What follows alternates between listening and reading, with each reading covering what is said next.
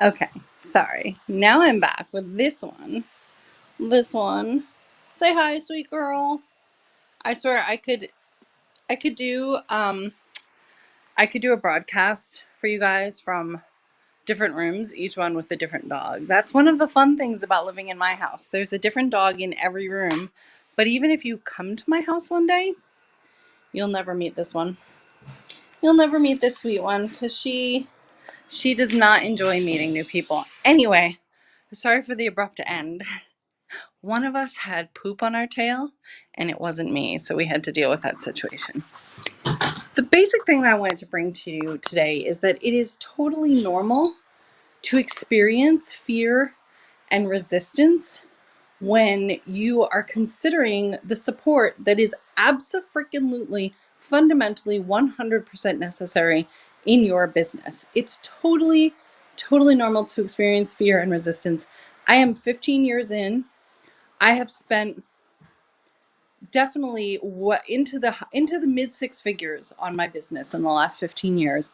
And this is why I want to talk about this. I still feel fear and resistance when I invest in my business. I do. I think it's just kind of a thing. The difference and the piece that I want to point out to you today is that fear and resistance are feelings, they're emotions. Where you get, and we all have them, all of us. The most successful person that you can think of feels fear and resistance, unless they're like a sociopath. They do.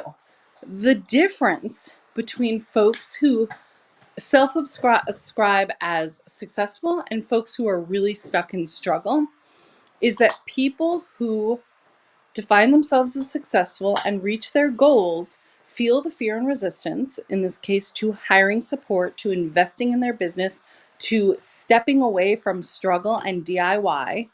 They feel the fear and the resistance, and then they do the thing anyway. So what I want to really highlight for you today is a division between your feelings and your actions. Most simply put, I want to suggest to you today that you look at every place that you're making decisions in your business and the places where you're avoiding making decisions in your business, and you look at what the feelings are, and then you look at what the actions are that you want to take or that you know need to be taken despite the feelings. Disengage, disentangle the two of them. And then here's something fun. Write out a list. In the next 6 months, what is the one form of support that you are willing to divest feelings from actions and invest in? And then a year from now, by a year from now, what are one or two forms of support that you want to have, again, divorced feelings from actions and implemented? And then, ready for the fun part, in 3 years, what kind of support are you going to have? So I'll tell you some of the fun ones on my list that I'm getting to this year. This year, I want not just someone to come and clean twice a month, which is what we've had for a few years. I want a housekeeper 1 day a week. It feels crazy to even say. I want a housekeeper who comes and spends like 6 to 8 hours once a week cleaning and organizing and doing like little things like organizing the closet or taking everything out of the bathroom shelves once a month, like, and you know, cleaning all the shelves and cabinets and drawers and then putting everything back really neatly. Like that's what I'm stepping into in the next few months.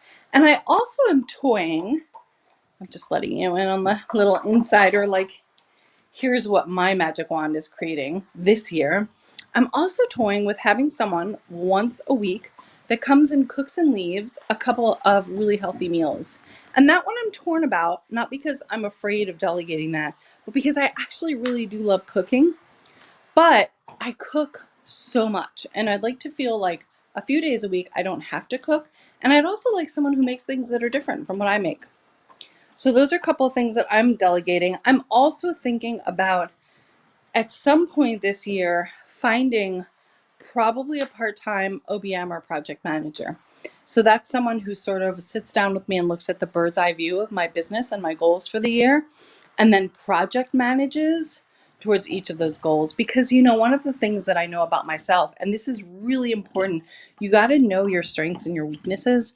One of my biggest weaknesses is that Well, one of my biggest strengths is that I'm a big picture person. One of my biggest weaknesses is that I'm not a detail person. I don't like details. They make me squinky, and I'd like someone else to handle them.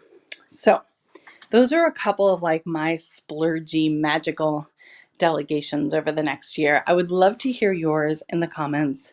I'd love to hear your, this is what I'm going to invest in nowish. This is what I'm going to invest in the next year. And in 3 years, this is what I will be investing. I'd love to hear some of those items from you.